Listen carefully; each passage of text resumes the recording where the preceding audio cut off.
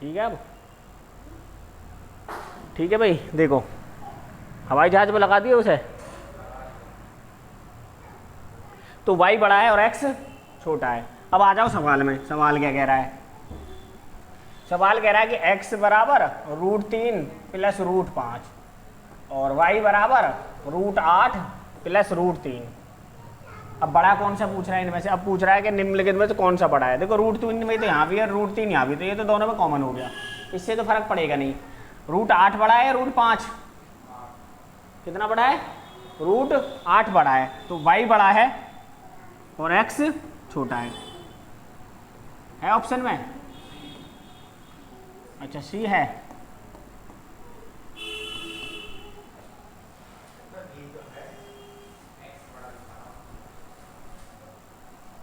आया समझ में? नहीं पहाड़े याद करे नहीं करे? कितने तक? 15 तक। पहले क्या तक याद थे? 15 तक ही, फिर कहाँ से याद कर लिए?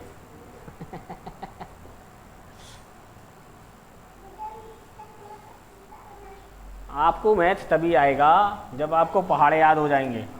अगला सवाल देखो,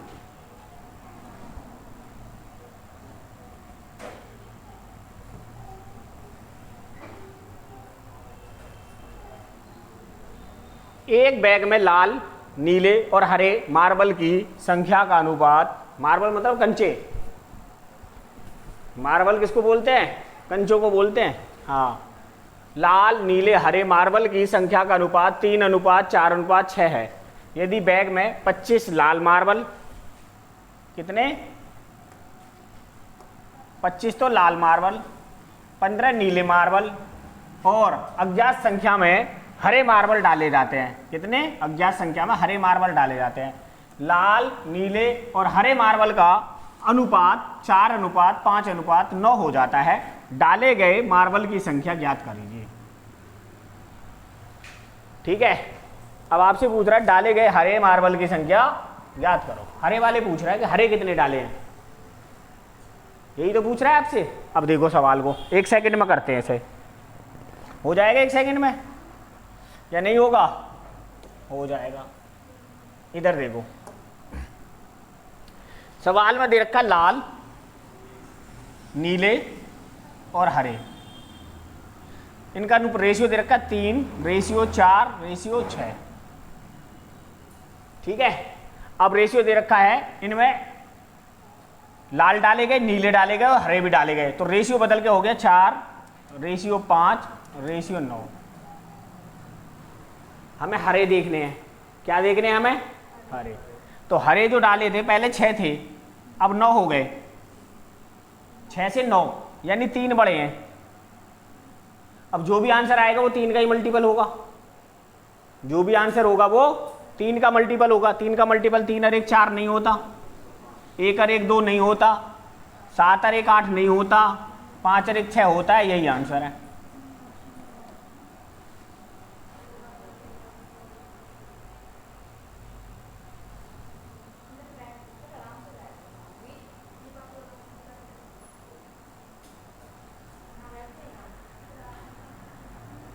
वैसे अगर करने जाओगे तो बहुत बड़ा सवाल है। ठीक है, चले अगले सवाल पे। देखो कितने छोटे छोटे से भी सवाल आते हैं।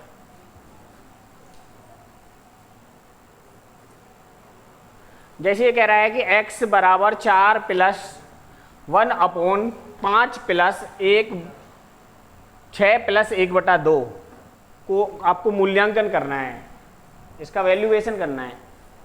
ठीक है, कि अगर इसको सरल करेंगे तो क्या आएगा। जब भी कभी ऐसा सवाल आए तो आपको कुछ नहीं करना, ना डरना है। आपको ये देखना है ये कितना लिखा हुआ है, 1/2। इसको 1 को यहाँ लिखना है, इस 2 को यहाँ लिखना है। ठीक, अब आपको नंबर देखने हैं, ये कितना है 6, ये कितना है, और ये इनको लिख लो 6 5 और 4, ऐसे ऊपर लिख लेते हैं। अब आपने करना क्या है, इनको आपस में जोड़ो, 2 और 1,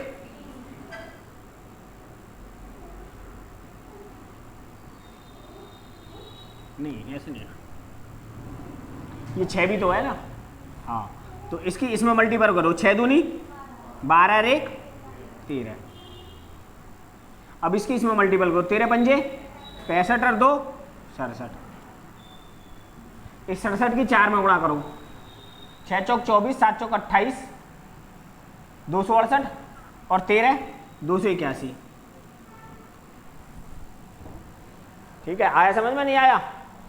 इनको आपस में इनको पूछ रहा है तो ये वाला नंबर ऊपर, ये वाला नंबर नीचे, तो 281 अपॉन में 67 आपका आंसर आ जाएगा। 281 अपॉन में 67।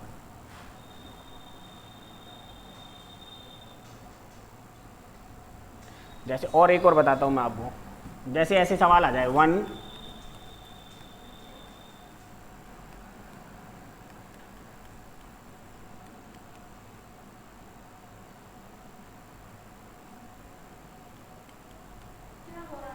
ये आ जाए सवाल, जैसे ये आ गया सवाल, जैसे इसको भी सरल करना है तो इस सवाल में क्या करना है आपको? कुछ नहीं करना है, इस बटे 1/5 को लिखो 1 और 5। अब कितने नंबर? 1 2 3 4 5, इनको लिख लो 1 2 3 4 5। अब 1 की गुणा आप किसी में करोगे फर्क नहीं डालेगा, तो 5 और 1 6, 6 और 5 11, 6 17 और 11 28, 28 और 17 45। अब आंसर निकलेंगे तो 45/28। अब यहाँ पर क्या है, नंबर 6 है। अब 1 की गुणा करोगे आप, देखो 6 एकम और 5 एकम 5 और 1 6, 6 एकम 6 और 5 11 एकम 11 और 6 17। तो इस 1 से तो कोई फर्क पड़ेगा नहीं, इसलिए आप सबको जोड़ते चले जाओ। परंतु यहाँ पर 6 से फर्क पड़ रहा है, 6 दूनी 12 और 1 13, 13 पंजे 65 और 2 67, 67 चौके 268 और 13 कितने हो गए? 267 और 13 कितने हो गए? 281। बस इनको ऊपर वाले को, लास्ट वाले को ऊपर रखते हैं, उससे पहले वाले को नीचे रखते हैं, आंसर आ जाएगा।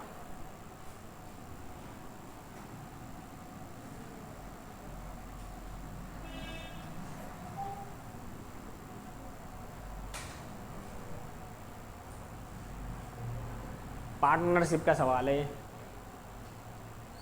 क्या है कि ए और बी ने एक व्यवसाय में क्रमशः 20,000 रुपये और 35,000 रुपये का निवेश किया। 25,000 के लाभ में ए का हिस्सा क्या है? अब आप देखो, ए है, एक बंदा है ए, एक है बी। एक ने किए 20,000 और एक ने किए 35,000।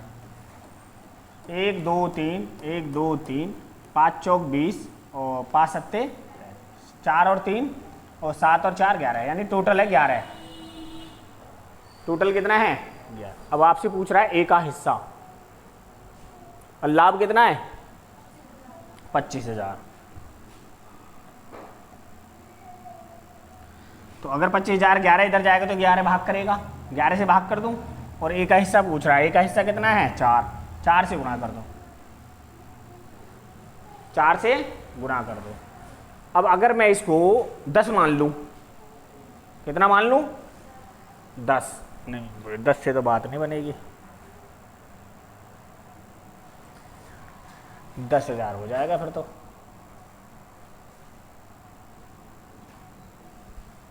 पूरा ही भाग देना पड़ेगा भाई 11 से, इसे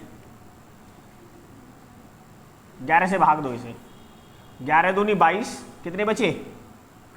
3 30 हो गए। 11 दूनी 22, 8 बचे 80 हो गए। 11 सत्ते 77, 3 बचे 23 हो गया। 11 दूनी 22, 8 बचे, पॉइंट लगा ला, 0 हो गई, 80 हो गए। 11 सत्ते 77। अब इसकी इसमें गुणा करेंगे, 9091। तो ये आ गया आपका आंसर, बी ऑप्शन है, यही आंसर है। पॉइंट में आ रहा है इसलिए आपको डिवाइड ही करना पड़ेगा। मोबाइल से मत काटा करो, पेपर में ना मिला मोबाइल, ये तो एआई से काट देगा, ये तो मोबाइल से बात कर रहा है। हाँ, इसकी होड़ कर रहा है ये तो, इसकी होड़ तो इसके पापा ना कर पा रहे। वो सोच रहे हैं नौकरी पर लग जाए कैसे ही, यूँ सोच रहा है कि मैं नौकरी में लगूँ, पापा की छाती पे धार डालूंगा। तू अकेला है या 2 हो भाई? 2। छोटा वाला क्या करे? छोटा है, जब भी मौज आ रही है तेरी बेटा। अगला सवाल करो रे।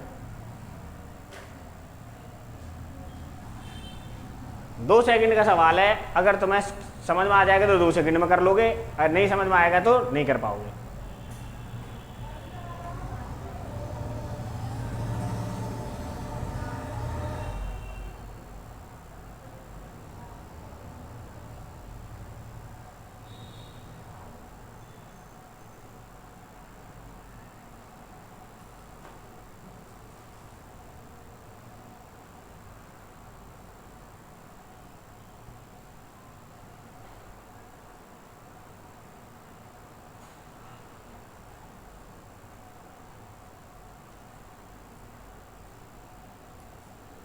देखो 2 सेकंड का क्या है, आप सारे सवाल को भूल जाओ। जब भी कभी परसेंटेज का सवाल आए ना तो पहले परसेंटेज पे हाथ ध्यान न दिया करो। वो बोल रहा है कि और उसे लाभ का 10% अतिरिक्त मिलता है, पी का कुल हिस्सा क्या है। भाई पी को क्या मिल रहा है, लाभ का 10% ज़्यादा मिल रहा है। ज़्यादा मिल रहा है ना, 10% का मतलब मिल रहा है कि 10 मिल रहे होंगे किसी और को, तो 11 मिलेंगे पी को। पी को क्या मिलेंगे, 11। तो जो भी आंसर होगा वो 11 का मल्टीपल होगा। अब 11 का मल्टीपल देखने के लिए हम क्या करते हैं, इन नंबरों को जोड़ते हैं और इन 2 नंबरों को भी जोड़ेंगे, यानी कि इवन नंबर और नंबर को जोड़ के उनका जोड़ या तो 0 आ जाए या 11 का मल्टीपल आ जाए। तो मैंने देखा यहाँ 5 और 2 7 और 6 0 0, 7 और 6 13 नहीं कटेगा। 8 3 11, 11 और 5 16, 8 7 15, 16 11 27, ये भी नहीं कटेगा। अब देखो यहाँ 8 और 2 10 5, 8 और 5 7, 15 में से 15 माइनस गए तो 0 आ गया। यहाँ पे भी यही करना था भाई, 2 और 5 7, 6 और 0 0, 7 में से 6 गए तो 1 आएगा जो 11 से नहीं कटेगा। यहाँ देखा मैंने 3 और 8 11, 11 और 5 16 और 8 और 7 15, 16 में से 15 जाएंगे तो 1 आएगा, ये भी 11 से नहीं कटेगा। अब यहाँ देखा मैंने 2 और 8 10 और 5 15, 8 7 15, यहाँ 0 आ गया दोनों का अंतर। तो या तो 0 आना चाहिए या 11 आना चाहिए या 11 का कोई मल्टीपल आना चाहिए, तो संख्या 11 से कट जाती है। अब देखो 3 और 8 11, 11 5 16 और यहाँ कितने हुए 7 और 6 13, 16 में से 13 गए तो 3, ये भी नहीं कटेगा। तो आंसर क्या आ गया,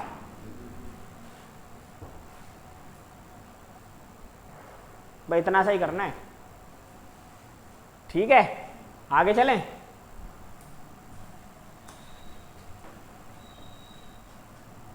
ये थोड़ा सा टाइम टेकन है। कुछ सवाल तो ऐसे होंगे जिन्हें आप देखते ही क्लिक कर दोगे आंसर, कुछ ऐसे होंगे जिनमें आपको थोड़ी सी गुणा भाग करनी पड़ेगी। कि आपसे बोल रहा है कि 85 कर्मचारियों की एक टीम में प्रति कर्मचारी औसत मासिक बिक्री 2.8 लाख है। यदि 30 जूनियर कर्मचारियों में से प्रत्येक की औसत बिक्री 1.2 लाख है तो वरिष्ठ कर्मचारियों की औसत मासिक बिक्री क्या है।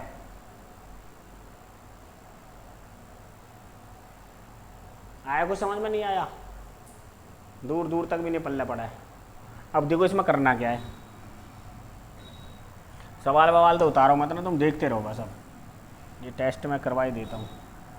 उसने कहा कि 85 कर्मचारी हैं, ठीक है जी, 85 में से 30 जूनियर हैं, 85 टोटल हैं, 30 जूनियर हैं, तो सीनियर कितने हैं 55। कितने हैं सीनियर 55। सभी की जो औसत मासिक आय है वो 2.8 है, तो इनकी भी 2.8 रहेगी भाई, रहेगी नहीं रहेगी। और ये जो जूनियर है इनकी भी दे रखी है 1.2। तो जो एवरेज है उससे कितना कम है ये। अगर इनके पास भी 2.8 होता तो एवरेज 2.8 ही होता, परंतु इनके पास है कितना कम 1.6। तो 1.6 30 लोगों का कम है, 30 लोगों का 1.6 कम है, और ये बटना 55 लोगों में है। इन 55 लोगों का ही तो पूछ रहा है भाई, 55 लोगों सीनियरों का जो औसत आय वो क्या है, तो इन्हों को में बटना है ये।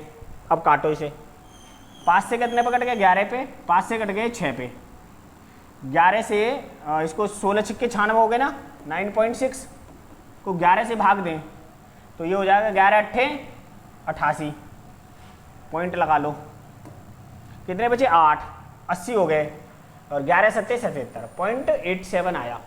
हमारे पास 2.8 तो पहले ही था और 0.87 और आ गया, तो बढ़ के कितना हो गया 7, 8 8 16 का 6 हाथ से ले 2 और 1 3, तो जो सीनियर हैं उनकी जो औसत आय है वो कितनी है? 3.67 लाख।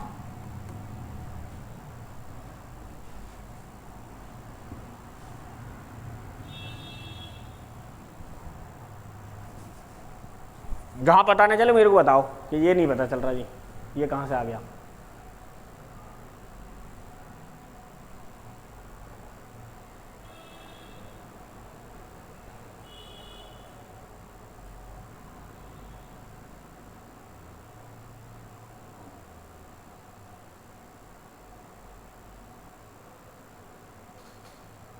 हाँ भाई मानसू, ठीक है बताऊं दोबारा? दोबारा बताऊं? देखो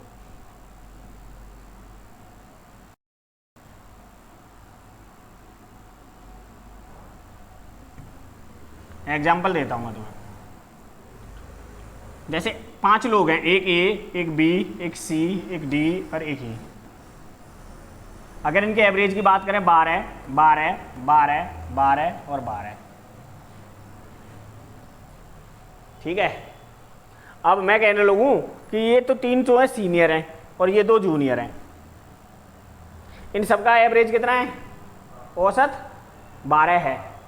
एवरेज कितना है इनका? सबका 12 है। मैं कहने लगूं ये जो 2 है इनका तो एवरेज 9 है। इनका एवरेज कितना है? 9। तो बाकी जो बचे उनका एवरेज कितना होगा भाई? 9 का मतलब क्या हुआ? 9 का मतलब ये हुआ कि इसके पास भी 9 है और इसके पास भी 9 है। तो इसका जो 3 है जो इसके पास था और इसका 3, 6, वो इनके पास रहा होगा। 2 लोगों का 3 इन 3 के पास रहा होगा। तो 6 इन 3 लोगों में बटेगा 2-2 करके। तो 2-2 करके बटेगा, 2 इसको मिल जाएगा, 2 इसको मिल जाएगा, 2 इसको मिल जाएगा। तो एवरेज कितना हो गया? अब 14। तो वरिष्ठ लोगों का एवरेज कितना हो गया? 14। अब यहीं पे वही मैं समझाना चाह रहा था आपको। ऐसे देखो, जैसे 85 लोग हैं, सबका एवरेज 2.8 है। तो अगर 2.8 इन 55 है और ये 30 कर्मचारी हैं छोटे, तो 2.8 इनका भी होता और 2.8 इनका भी होता, तो एवरेज में कोई फर्क नहीं पड़ता, एवरेज तो उतना ही रहता। परंतु इनका 2.7 नहीं है, इनका 2.7 ना होकर कितना है? 1.6 है। कितना कम है? 1.2 है। तो कितना कम है? 1.6। कितने लोगों का? 30। तो ये 30 लोगों का इनमें बटेगा 55 लोगों में। 30 लोगों का 1.6 कितने लोगों में बांटेंगे हम? 55। अभी भी मैं यहाँ पे क्या कर रहा था? जैसे मैंने किया था 12, 12, 12, 12, 12, यानी ए, बी, सी, डी, ई। ये तो 12 रहेगा ही और ये 9, 9 है। तो कितना कम है? 6। तो 2 लोगों का 3 कम था, बटना कितने लोगों में? 3 में था। तो 3 से 3 कट गया, कितना? 2-2 सबके हिस्से में आ गया। अब यहां देखो ये कितना कम है? 1.6। कितने लोगों का? 30 लोगों का। 1.6 कितने में बटेगा? 55 में। 55 से इसे बांटा तो 87 आया था, 0.87। और 0.87 को जब इसमें 2.8 में जोड़ दिया तो कितना आ गया? 3.67। अब आया समझ में? चल गया? अब बच गया तो ना?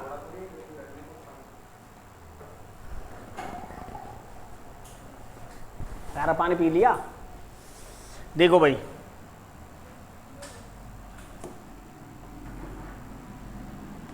ठीक है? हैं? सही है। पी क्यू आर, 3 लोग हैं, एक है पी, एक क्यू, एक आर। किसी काम को 24, 36 और 72 में कर सकते हैं। तो एलसीएम कितना आ गया? 72। 24 थी 72, 26 थी 2 72, 72 एकम 72। पी हर दिन काम करता है, जबकि क्यू और आर हर तीसरे दिन पी के साथ जुड़ते हैं। भाई पी तो रोज काम कर रहा है तो 3 काम करेगा, अगले दिन फिर 3 काम करेगा और तीसरे दिन पी के साथ में क्यू और आर भी आ गए। तो कितना काम करेंगे? 3 2 5 और 1 6। अब आप देखो 3 और 3 6 6 12। 12 काम कितने दिन में हुआ? 1 2 3, 3 दिन में 12 काम हो रहा है और हमें करना 72 काम। 12 छिंग और 6 तिया 18। तो दिन कितने में खत्म हो जाएगा काम? 18 दिन में खत्म हो जाएगा। अब सही है? हाँ। तो सारी क्लास बहस कर रही है उस पर आगे कि इतना है इतना है।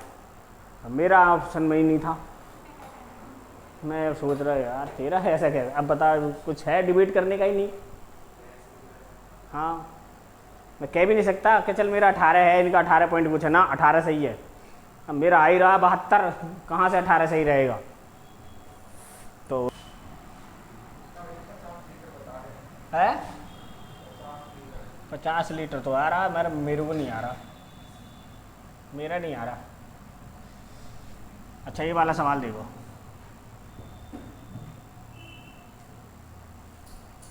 दो श्रमिक राम और श्याम की कार्य क्षमता का अनुपात 5:2 है। यदि राम परियोजना को 20 दिन में पूरा कर सकता है तो श्याम अकेले उसी परियोजना को पूरा करने में कितना दिन लेगा। एक है राम और एक है श्याम। राम की जो क्षमता है वो 5 है और श्याम की 2 है। यदि राम परियोजना को 20 दिन में पूरा कर सकता है, अगर ये 20 दिन में पूरा कर सकता है तो टोटल वर्क 100 रहा होगा।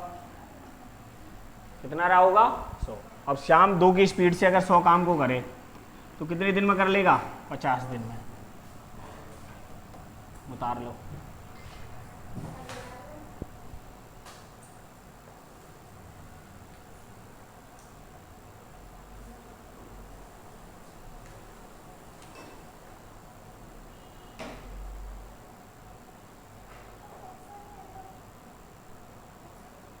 पैसे किस लिए?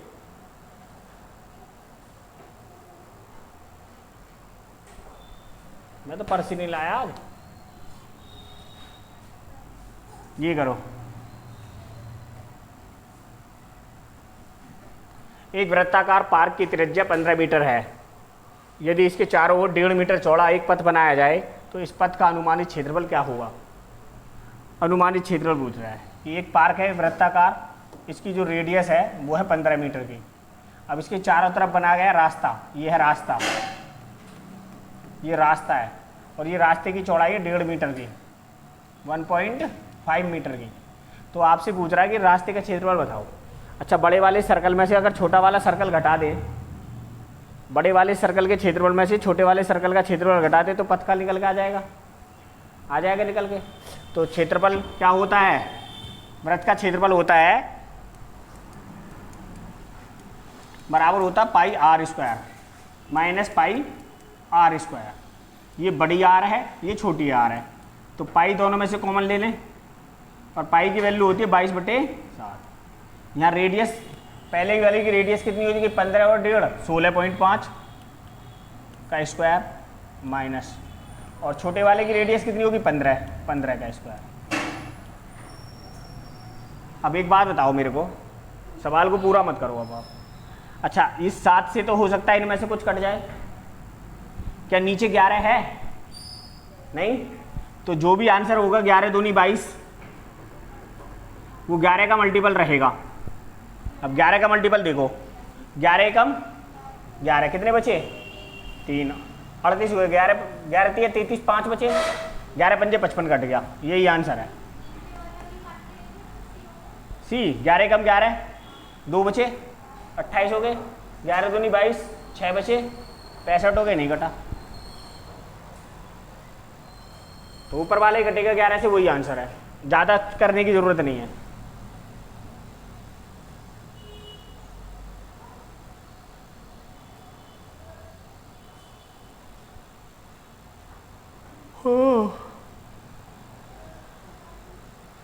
सही है, आगे चलें।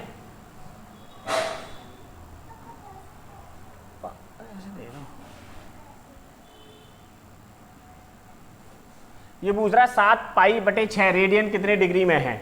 जब भी पाई और रेडियन की बात की जाए, जब भी पाई हो और रेडियन की बात की जाए 7 पाई/6, तो रेडियन में इसका मान होता है 180 डिग्री। तो 7 गुणा 180/6, 6 तिया 18 और 7 तिया 21, 210 डिग्री है ऑप्शन में, बी ऑप्शन है, यही आंसर है। जब कभी रेडियन में बात करें तो पाई की वैल्यू कितनी होती है 180 डिग्री होती है। कितनी होती है 180 डिग्री।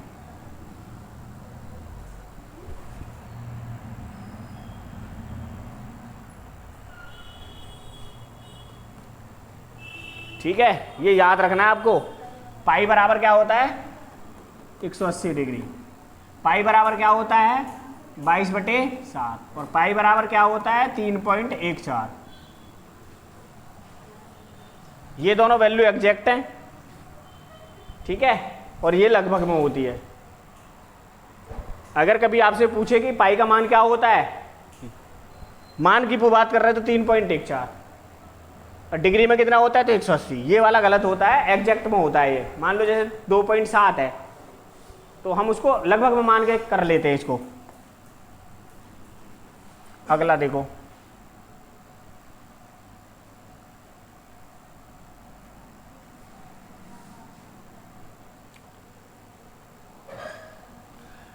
दस सेंटीमीटर त्रिज्या वाले वृत्त में 20 सेंटीमीटर चाप की लंबाई वाले एक त्रिज्या खंड का केंद्रीय कोण क्या होगा। देखो ये एक वृत्त है, ठीक है जी, इसकी जो रेडियस है वो 10 सेंटीमीटर है, ये भी 10 सेंटीमीटर है, और ये चाप जो है इस चाप की लंबाई है 20 सेंटीमीटर। अब आपसे पूछ रहा है ये कोण कितने डिग्री का होगा। ये डायग्राम है, ये कोण कितने डिग्री का होगा। तो जब भी आपसे कभी कोण की डिग्री पूछे, कोण रेडियन में पूछे, केंद्रीय कोण, कोण बराबर होता है, रेडियन में पूछ रहा है तो ये होता है चाप की लंबाई अपॉन में त्रिज्या। कितना होता है चाप की लंबाई अपॉन में त्रिज्या। चाप की लंबाई कितनी है 20 और त्रिज्या 10, 10 दूनी 2 डिग्री या 2 रेडियन है ऑप्शन में, सी है, यही आंसर है।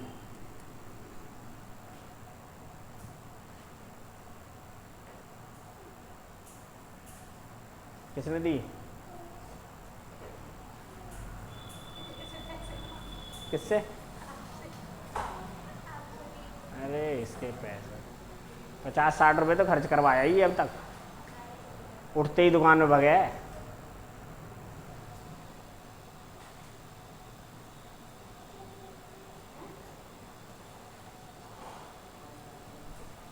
ठीक है भाई, अगला देखो तो ये करो,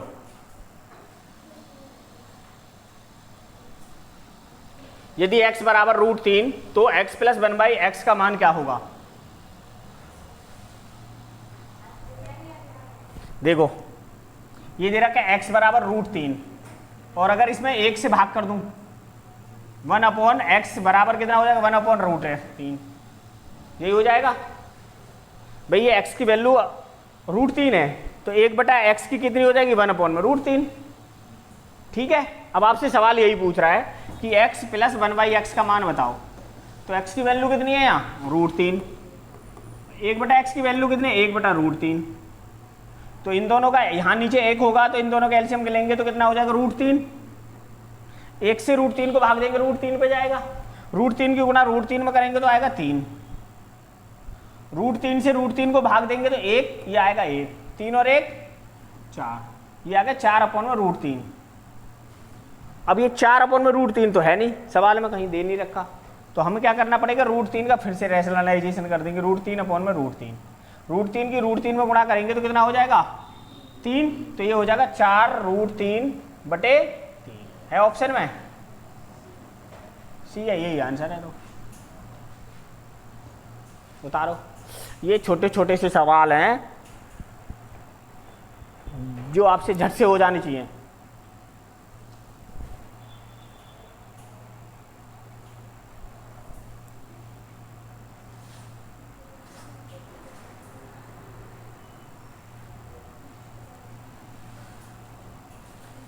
एनटीपीसी के कब से भरे जाएंगे फॉर्म, सितंबर में, अगले महीने।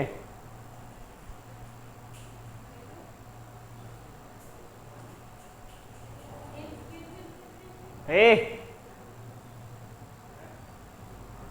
क्या ढूंढ रही है इसमें, टॉफी कहाँ है,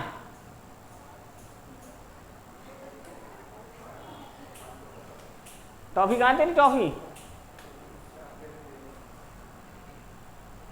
लिखो अगला।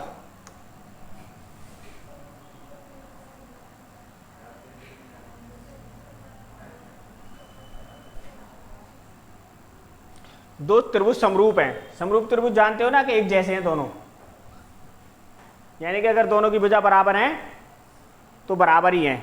अब वो बोल रहा है कि जिनकी भुजाओं का अनुपात 2:5 है तो उनके क्षेत्रफलों का अनुपात बताओ। अब इसमें कुछ दे ही नहीं रखा, रेशियो दे रखे हैं।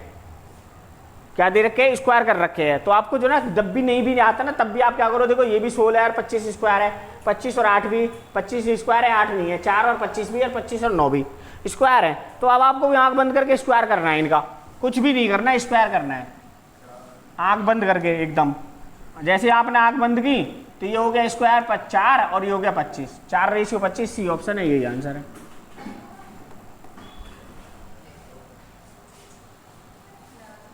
क्या हो गया?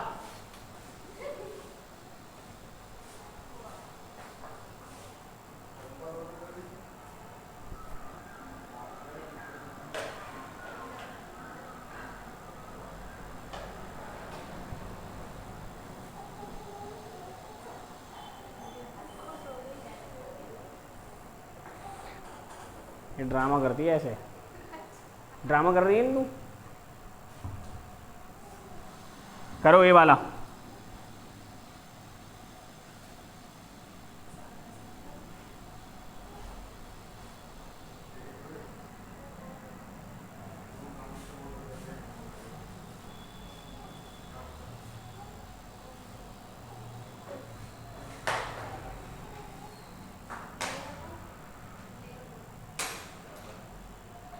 देखो यदि x बराबर दे रखा है अंडर रूट में 2 + √3 अपॉन में 2 - √3, तो फिर आपको बताना है x² माइनस x माइनस 7 का मान क्या होगा।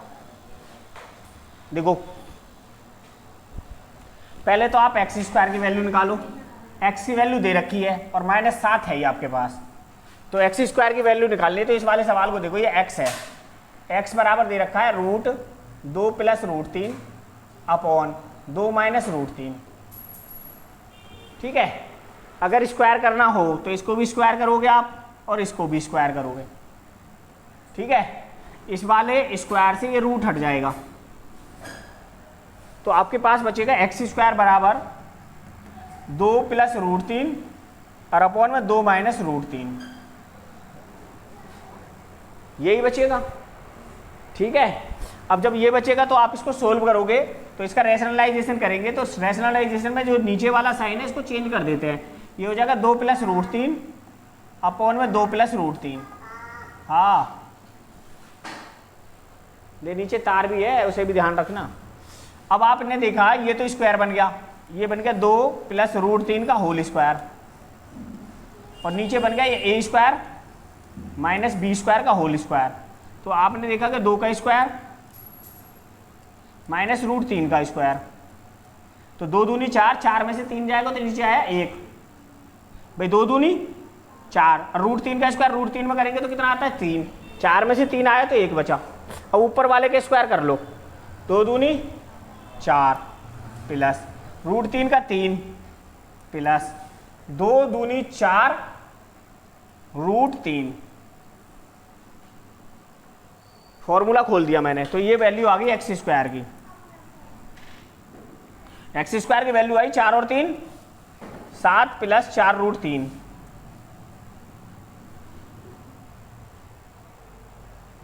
ठीक है जी। यहां तक कोई डाउट हो तो बताओ मेरे को, नहीं है। अब आगे, अब आपसे पूछ रहा है x की वैल्यू बताओ जी, ये x की वैल्यू भी बतानी है आपको। x की वैल्यू आप ऐसे देख सकते हो, निकालूं x की वैल्यू भी, वैसे यहां से पता चल जाएगी आपको, यही आएगी x की वैल्यू 7 प्लस 4 √3, करके दिखा देता हूं। अब x की वैल्यू निकालनी है, ये है 2 + √3 अपॉन में 2 - √3 बराबर x है। इसका रैशनलाइजेशन करेंगे तो 2 + √3 अपॉन में 2 + √3, तो जब आप इसको करेंगे तो ये स्क्वायर बन जाएगा 2 + √3 का होल स्क्वायर अपॉन ये हो जाएगा 1 का स्क्वायर, और ये आया रूट, इस वाले स्क्वायर से ये वाला स्क्वायर कट जाएगा और ये रूट खत्म, ठीक है। जब रूट खत्म तो x की वैल्यू आपके पास बची 2 + √3, यहां से ये आ गई। अब ये है माइनस का, वहाँ माइनस का है ना, तो यहाँ माइनस का रखेंगे 2 माइनस के √3 प्लस के 7, प्लस का 7 है माइनस का 7 है, माइनस का 7, इस वाले 7 से ये वाला 7 कैंसिल, ठीक है। 4√3 में से 1√3 जाएगा तो 3√3 बचेगा, और ये माइनस का है तो आपके पास बचेंगे -2 प्लस 3√3। है ऑप्शन में? नहीं है, पहले ऑप्शन है, यही आंसर है। हाँ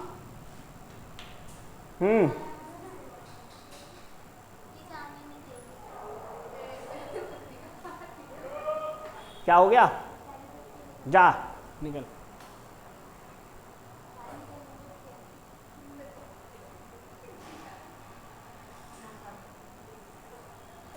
क्या हो गया?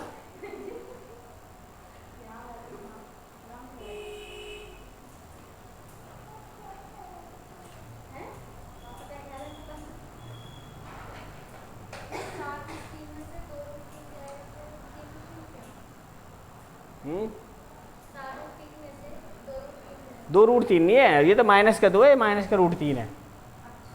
हाँ, 4 में से 1 जाएगा तो क्या हो गया? 3। ये करो,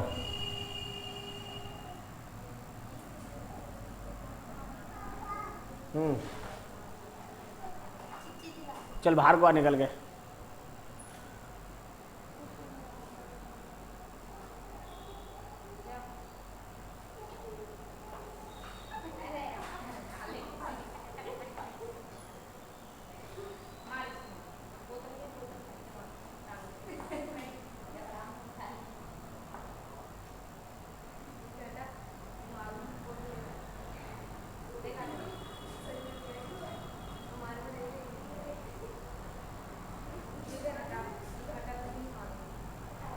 देखो, एक चक्रीय चतुर्भुज के कोणों का अनुपात 1:2:4:5 है। सबसे छोटे कोण का मान क्या होगा? अच्छा, एक चक्रीय चतुर्भुज जो होता है उसके जो चारों कोणों का योग होता है वो होता है 360 डिग्री, ठीक है। इसका योग होता है 360 डिग्री, यानी इस कोण को और इस कोण को दोनों का आमने सामने 180, इस कोण और इस कोण दोनों का 180, तो कितना हो गया टोटल चारों कोणों का योग? 360 डिग्री। अब एक ऑप्शन में दे रखा है 1 और 2 3 और 4 7 और 5 12, टोटल अगर देखें तो ये 12 है और 12 की वैल्यू 360 है, तो 12 तिया 36, 30 डिग्री। सबसे छोटा कोण है 1 की गुणा 30 डिग्री में करेंगे तो कितना आएगा? 30 डिग्री। यही आंसर है। तुषार जी दिमाग लीजिए, जय तुषार के संग चली जा भैया के साथ।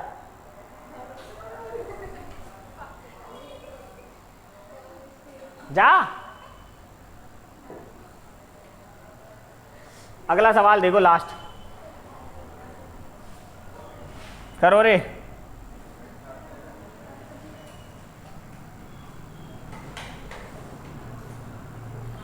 ये बोल रहा है यदि sec थीटा बराबर 13/5, अगर मैं ये देखूं एक एंगल बना लूं,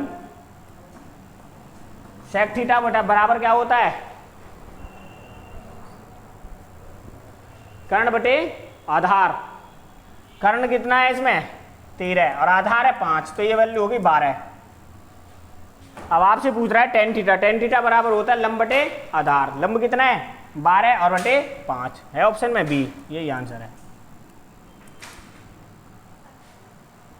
ठीक है भाई, हिमांशु कर दे बंद बस।